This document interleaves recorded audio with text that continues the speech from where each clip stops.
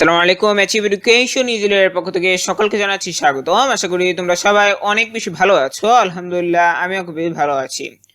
গতকাল আমি কিন্তু একটি ভিডিওতে বলেছিলাম যে প্রাথমিক বিদ্যালয়গুলো খুলে দেওয়া হচ্ছে শুধুমাত্র 12টি সিটি কর্পোরেশন এবং নরসিংদী জেলার পৌরসভা ব্যতীত। যদিও প্রতিবেদনটি আরও একদিন আগে পাঠানো হয়েছিল, কিন্তু সিদ্ধান্ত পরিবর্তিত হয়েছে। প্রাথমিক বিদ্যালয় আপাতত বন্ধই থাকছে বলেছে প্রাথমিক ও গণশিক্ষা মন্ত্রণালয়। হঠাৎ করে এই সিদ্ধান্ত কেন, আজকে আমি এই বিষয়ে আলোচনা করব। আমি এখানে একটি প্রতিবেদন উপস্থাপন করছি যেটি প্রথম আলো পত্রিকায় প্রকাশিত হয়েছে। তাহলে চলো দেখা যাক এই প্রতিবেদনে কি বলা হয়েছে। দেখো, এখানে বলা হয়েছে প্রাথমিক বিদ্যালয় আপাতত বন্ধ। প্রাথমিক ও গণশিক্ষা মন্ত্রণালয় অর্থাৎ প্রাথমিক গণশিক্ষা মন্ত্রণালয় থেকে এই সংবাদটি এসেছে যে প্রাথমিক বিদ্যালয়গুলো আপাতত বন্ধই থাকছে। কেন বন্ধ থাকছে? আগামীকাল রোববার 4 আগস্ট থেকে সিটি কর্পোরেশন বাদে সরকারি প্রাথমিক বিদ্যালয়ে ক্লাস শুরুর কথা থাকলেও তা আপাতত হচ্ছে না। আমরা কিন্তু জানি এর আগে কিন্তু একটি প্রতিবেদনে বলা হয়েছিল যে 4 আগস্ট থেকে শুধুমাত্র 12টি সিটি কর্পোরেশন ও নরসিংদী জেলার পৌরসভার প্রাথমিক বিদ্যালয়গুলো ব্যতীত সকল প্রাথমিক বিদ্যালয়গুলো খুলে দেওয়া হচ্ছে, কিন্তু তা আপাতত হচ্ছে না। আজ শনিবার প্রাথমিক গণশিক্ষা মন্ত্রণালয় জানিয়েছে পরবর্তী নির্দেশ না দেওয়া পর্যন্ত সরকারি প্রাথমিক বিদ্যালয় বন্ধ হয়ে থাকবে। অর্থাৎ প্রাথমিক ও গণশিক্ষা মন্ত্রণালয় থেকে এই সংবাদটি কিন্তু চলে এসেছে। এরপরে কি বলা হয়েছে চলো দেখি। এখানে বলা হয়েছে, দেখো, এর আগে গত বুধবার প্রাথমিক ও গণশিক্ষা মন্ত্রণালয় এক বিজ্ঞপ্তিতে জানিয়েছিল আগামী রোববার 4 আগস্ট থেকে সরকারি প্রাথমিক বিদ্যালয়গুলোতে শুরু হবে শ্রেণী কার্যক্রম। তবে সারা দেশের সব প্রাথমিক বিদ্যালয় ওই দিন থেকে শ্রেণী কার্যক্রম শুরু হবে না। 12টি সিটি কর্পোরেশন ও নরসিংদী জেলার পৌরসভার প্রাথমিক বিদ্যালয়গুলোতে 4 আগস্ট থেকে শুরু হবে না শ্রেণী কার্যক্রম।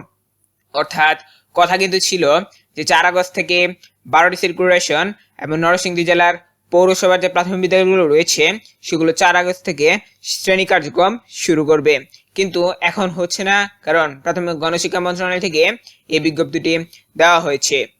কোটা সংস্কার দাবিতে আন্দোলনের এক পর্যায়ে সংঘর্ষের ঘটনা ঘটে। এর পরিপ্রেক্ষিতে 17 জুলাই থেকে শিক্ষার্থীদের নিরাপত্তার কথা বিবেচনা করে প্রাথমিক বিদ্যালয় অনির্দিষ্টকালের জন্য বন্ধ ঘোষণা করা হয়।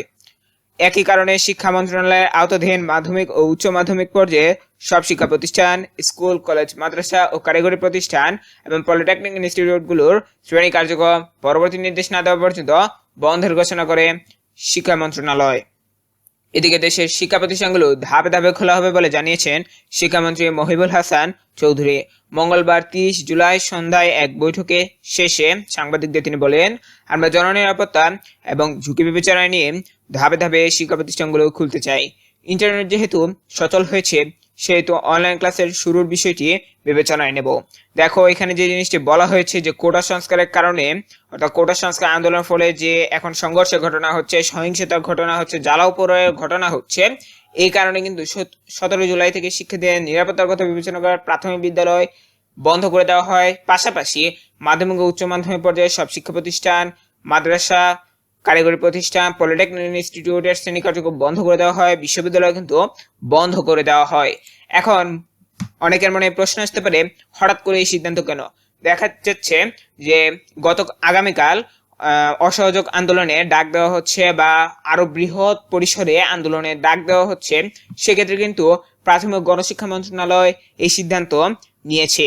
হতে পারে আর কিছুদিন পরে এই প্রাথমিক বিদ্যালয় এবং পরবর্তীতে মাধ্যমিক, উচ্চ মাধ্যমিক এগুলো খোলা হবে। তো পরবর্তী যদি অন্য কোনো সংবাদ আসে সেটা নিয়ে অবশ্যই আমি আলোচনা করব, তাই অবশ্যই আমাদের সাথেই থাকবে। পরবর্তীতে অন্য কোনো বিষয় নিয়ে আসলে সেটি সম্পর্কে দেখার আমন্ত্রণ জানিয়ে আমি আজকের মতো এখানেই শেষ করছি। আসসালামু আলাইকুম ওয়া রাহমাতুল্লাহ।